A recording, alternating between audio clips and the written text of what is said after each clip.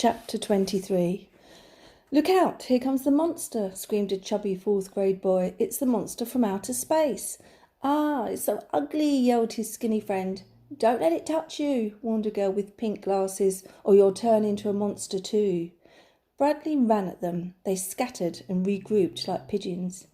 He sat down to eat his lunch.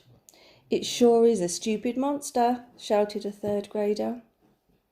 After lunch, Bradley sat at his desk, last seat, last row. He didn't look at Jeff. He didn't look the other way either at the chart full of gold stars. And he didn't look straight ahead at Mrs. Ebel. He didn't look anywhere.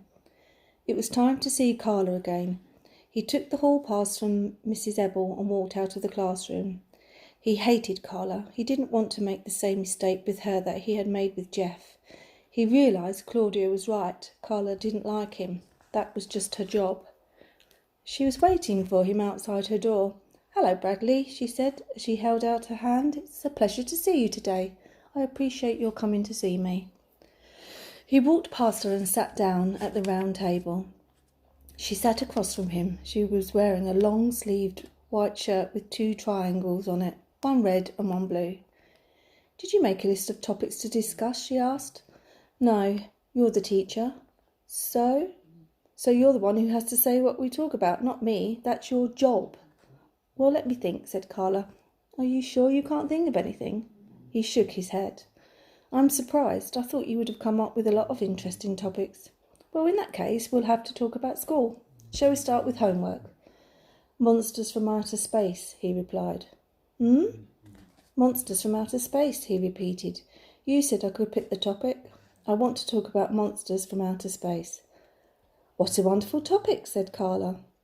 "The only way to kill them is with a ray gun," said Bradley. "Regular guns or even hand grenades and atomic bombs won't kill them. You need a ray gun." He stood up and pretended to shoot a ray gun, making a noise that sounded like a cross between a machine gun and a horse. Carla put her hands up to protect herself.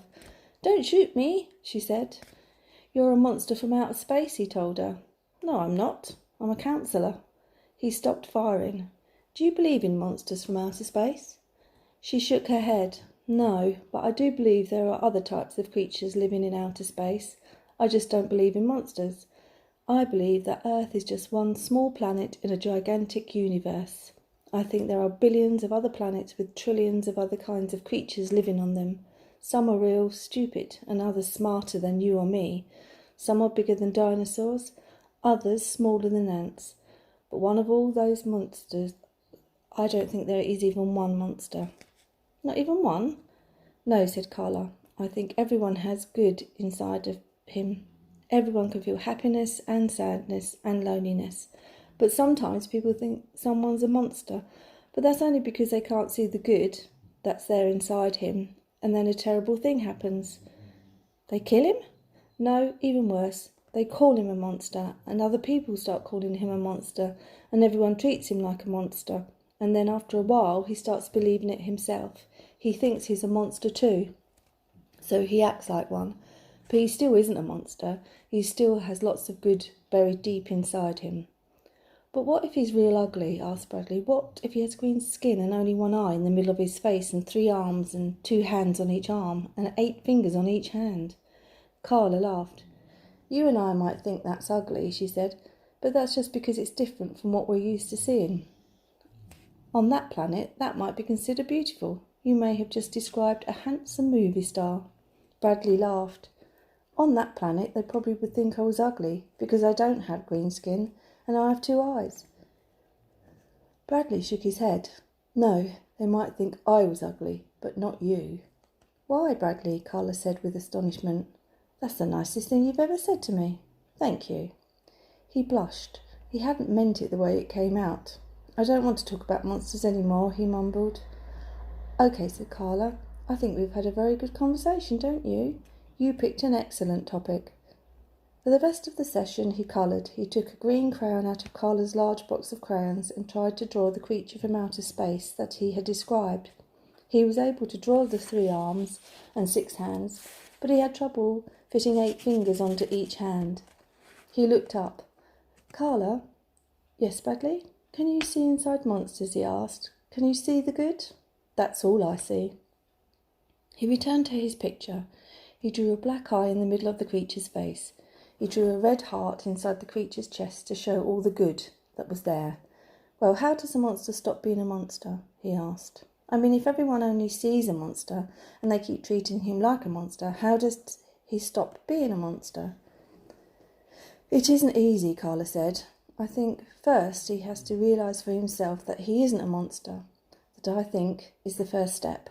Until he knows he isn't a monster, how is anybody else supposed to know?" Bradley finished colouring and showed his picture to Carla. "He's a movie star on his planet," he said. "Everyone loves him." "He's very handsome," said Carla. "You want it?" asked Bradley. "I mean, I don't want it anyway, so you can have it." "I'd love it," said Carla. "Thank you. In fact, I'm going to hang it on the wall right now."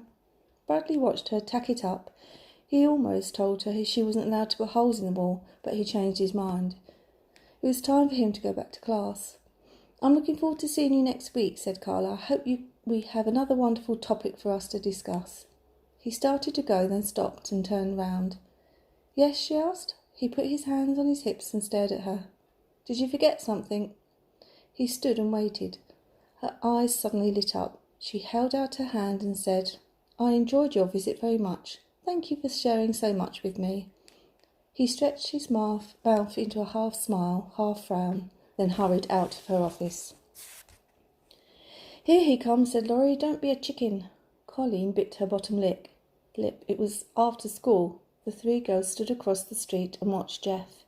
"Maybe we should wait until tomorrow," said Colleen. "Hey, Jeff," Laurie shouted. "No," Colleen whispered. Jeff turned.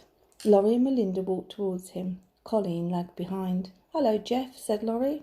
"Hi, Jeff," said Melinda. "Hello, hi," answered Jeff. Laurie laughed. "Come on, Colleen," said Melinda. "Ask him." Colleen blushed and looked away. "Colleen has something she wants to ask you," said Laurie. "Well, see, okay, well," stammered Colleen. "Quit bothering me," Jeff said very quietly. "We're not bothering you," said Laurie. "Colleen just wants to ask you." Melinda stopped her. "Let Colleen ask him," she said. "Well, see," said Colleen. "Okay," she took a breath. "I'm having, it's my birth." "I don't want her asking me anything," Jeff snapped.